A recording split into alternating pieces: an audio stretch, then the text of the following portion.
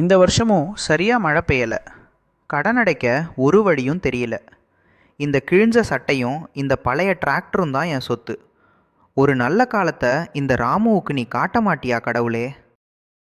புலம்பிக்கிட்டு இருக்கும்போது ஒரு நாள் சந்தைக்கு போனான். அங்கே மற்ற வாத்துகள் எல்லாம் குவாக் குவாக்னு கத்திக்கிட்டு இருக்க, ஒரு வாத்து மட்டும் கூலிங் கிளாஸ் போட்டு கழுத்துல செயினோட ஒரு காலை தூக்கி ஸ்டைலா உட்கார்ந்திருந்தது. சந்தையில் இவ்வளோ வாத்து இருக்க, இது மட்டும் ஒரு காலை தூக்கி ஸ்டைலாக உட்காந்துருக்கே. இதில் ஏதோ ஒரு ஸ்பெஷல் இருக்கு.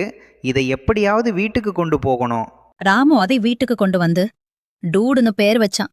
மறுநாள் காலையில வாத்து கூண்டுக்கு போனா அங்க ஒரு அடேங்கப்பா, இது வெறும் தங்க நாணயம் இல்லையே, நடுவில் பீனு போட்டிருக்கு. இது பிட்காயின் ஆச்சே. நான் கனவு காண்கிறேனா? பழைய ராமு செத்துட்டான். இது புது ராமு. இப்போ நான் பெரிய பங்களால இருக்கேன். என்ன கொண்டோடு, வாத்துக்கும் ஏசி ரூம், நீச்சல் குளம்னு எல்லா வசதியும் பண்ணிட்டேன். வா டூட், நம்ம காரில் ஒரு ரவுண்ட் போயிட்டு வருவோம். இன்ஸ்டாகிராமில் செல்ஃபி எடுத்து போடுறேன். என் ஃபாலோவர்ஸ் எல்லாம் வாயை பிளந்து பார்க்குறாங்க. சார், டூட் சார், இன்னைக்கு பிரான்ஸ் நாட்டு நத்தை வறுவல் கேட்டிருக்காரு. அதை எங்க போய் தேடுறதுன்னு தெரியல. இந்த வாத்து பண்ணுற அலப்பறை தாங்க முடியலையே.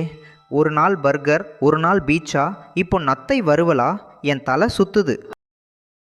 ஒரு நாள் காலையில மாடுல காஃபி குடிச்சுக்கிட்டு இருக்கும்போது டூடு வந்து காலடியில உட்காந்து குவாக்குன்னு சத்தம் போட்டு ஒரு முட்டை போட்டுச்சு.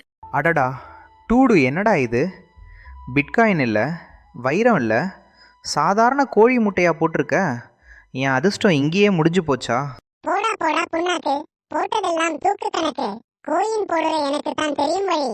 போடா, இனி